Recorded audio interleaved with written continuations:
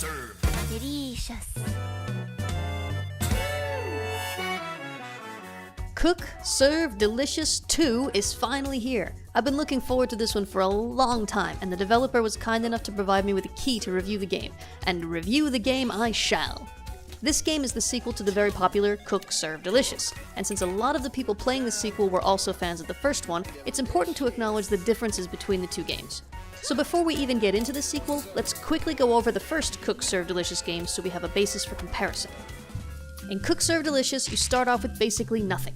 A greasy spoon diner serving low-cost junk food to whomever you can. But you have dreams. Big dreams. By working hard and serving delicious food, you work your way up to gourmet chef stardom. With the money you earn, you buy new foods and upgraded food with more ingredients and more complicated recipes.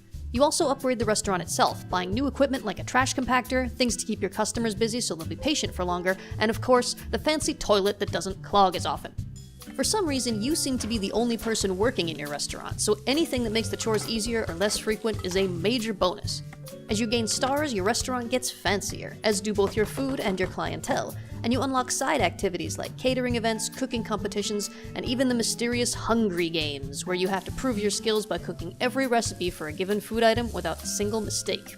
There's even a dating sim and a set of email-based challenges from an alien friend built into the game. Eventually, local multiplayer was added, so you could work together with, or against, your friends and family. The gameplay was hectic. You had to read fast, think fast, and memorize a lot of key combinations to succeed in the harder levels. There was always another goal to strive for, another challenge to overcome, and a story evolved as you played. By the time I 100%ed the game, I was eager for more, and ready for the insanely difficult new Game Plus mode that opened up to me. When Cook, Serve, Delicious 2 was announced, a lot of people, myself included, envisioned the same game but with more stuff added to it. More foods, more recipes, more upgrades to unlock. However, the sequel is not just an upgraded version of the first game. It's a new and different game in its own right, with different challenges and goals. Although the core gameplay is very similar, if you go into it expecting Cook, Serve, Delicious except more stuff, then you might be disappointed. But that's not because the game isn't good, it's just that this game is a bit different. First of all, it's still not 100% finished yet. The dev pushed back the release date once, then decided to publish the game as it was, with a few intended features still missing, but on their way. Since the release date, he has interacted constantly with the player base, responding to feedback and requests, fixing bugs, and gradually adding in the last features he intended to be there from the start, such as the email system, which is still to come. So if there's something you aren't happy with or you miss, don't give up before checking in on the updates. You might get what you're looking for after all. If Cook, Serve, Delicious was about starting from nothing and scratching and clawing your way up, Cook, Serve... You know what? This is getting to be a mouthful. I'm just gonna call them 1 and 2 from now on, okay? If 1 was about starting from nothing and scratching and clawing your way up, 2 is about endless variety, options, and freedom. Your own restaurant is little more than a sandbox to play in. The list of foods is a lot bigger in 2. In fact, it's pretty massive. And you can pretty much choose whatever food you want in your restaurant right from the start. You still have to earn money to buy new foods, but there are no more upgrades. At all. When you buy a food, you buy all its ingredients and recipes from the word go. And yeah, that no upgrades thing applies to equipment as well, but we'll get back to that. There are some daily goals, some milestones to strive for, and you earn money each day, but as far as your restaurant goes, that's really about it. The old tangible goals and feeling of progression are not really present here. It's replaced with a feeling of generalized freedom. You can choose the food you want and decorate your restaurant the way you want, and play as much or as little as you want. But if you were hoping for that old story about building your restaurant up from nothing, you won't find it here. What you will find, though, is an entirely new game mode called Chef for Hire. In this mode, you go from restaurant to restaurant in the gigantic tower you now work in, working shifts with set menus. This is where you will find some progression. The first shifts you work are reminiscent of your first days back in Sherry Soda Tower, serving pretzels, corn dogs, and soft drinks to tired-looking people in a diner. But you quickly open up new options, from a sports bar to an ice cream shop to a breakfast nook, and much, much more. For each shift, aside from experience points towards a level up and an increase in the number of stars for your own restaurant, you are awarded medals based on your performance. The feeling of progression in 2 isn't as concrete as in 1, but there is something there. And you're rewarded with new decoration options for your own restaurant, as well as the occasional free food unlock. All of these rewards seem to be fairly random though, so it might be a while until you find that one cat picture you were hoping to plaster the walls with. Just one more? There we go. That covers the broad strokes. Let's get into the details. The gameplay itself has changed in a few key ways from 1. First off, it's harder. Like, a lot harder. Possibly the biggest change is the addition of holding stations. These are located at the top of your screen, and they can be used to prepare foods and side dishes in advance. Some foods must be prepared in advance this way, or they can't be served. For some, it's optional whether you do them ahead of time or cook up each order as it comes in. Then there are side dishes, which are a mechanic all their own. Customers don't order these, but randomly take one with each completed dish, adding to your money, especially your tips, and creating the opportunity for perfect meals. For each unique side dish prepared and ready in a holding station, your customers also get an increase in patience. Remember, there are no restaurant upgrades to make them wait longer, so this is the only way to buy yourself some more time to prepare the meals. All of this is in addition to the standard list of orders on the left side of the screen, which come in gradually, with the speed dependent on your buzz level, and constantly during each day's 2 rush hours. All this means it's no longer enough to just prepare the orders as fast as you can. You now also have to be keeping an eye on those holding stations at all times.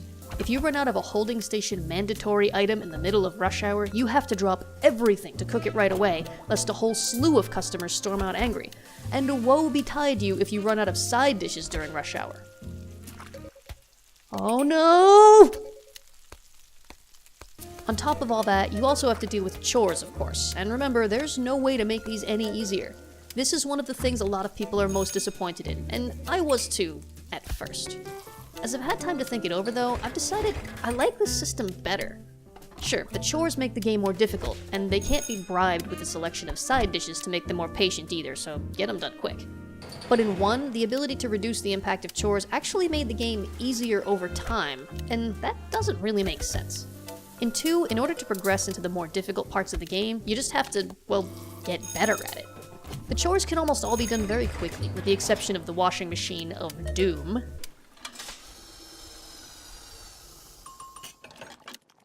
One thing I am disappointed by, though, is the general feel of the chores, as well as some of the recipes. All of the recipes and chores are now completed with letter keys rather than the arrow keys, which were featured heavily in many of 1's tasks.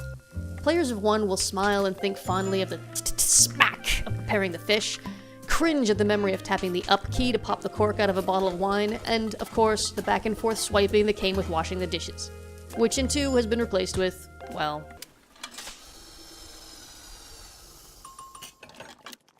doing these tasks with the letter keys is actually easier than using the arrow keys, because you don't have to move your hands all around the keyboard now, or tap keys repeatedly, which was always a huge time sink. But they just don't feel as satisfying as they did before. Wait, am I complaining about something that makes the game less difficult? Never mind. Another change with the chores is how you end them. In 1, chores would disappear automatically when completed, but in 2, you have to hit the enter key to finalize the chore and move on to the next task. It sounds like a small thing, but those who are used to the old way will likely need some time to adjust, and it does take a fraction of a second longer, which can make all the difference in a difficult rush hour. Another minor annoyance in 2, for those used to the somewhat more streamlined controls of 1, is the method of adding ingredients. You can no longer just memorize a sequence of keys and tap them as fast as you can. Well, not quite. In 2, you have to flip through the pages of the recipe before adding the ingredients for each page, even if you know which keys to press. This sounds like a bigger deal than it is, but like hitting enter at the end of each chore, it adds a little more time to the completion of each recipe. I've heard people say that the reason for this is that some recipes have so many ingredients with similar letters, there's no way to allow the player to use them all without page flipping.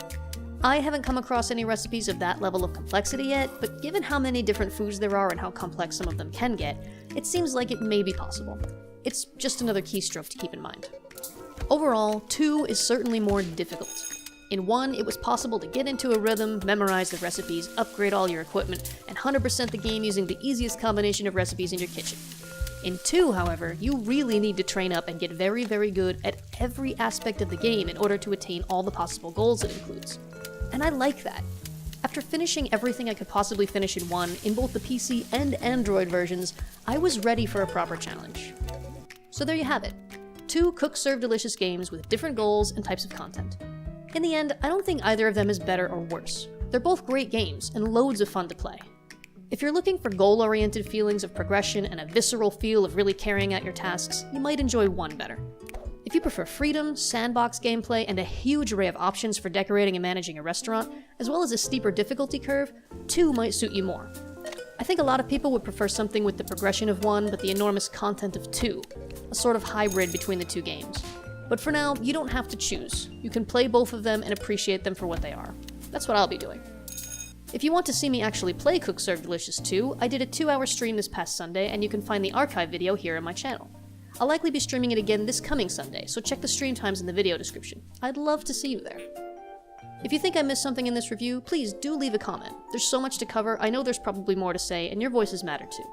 And thanks for watching this review. Please feel free to leave a thumbs up or thumbs down to let me know if you liked it. Don't forget to check out my Twitter, Discord, and Patreon, the links for which are down in the description, and I'll see you in the next video.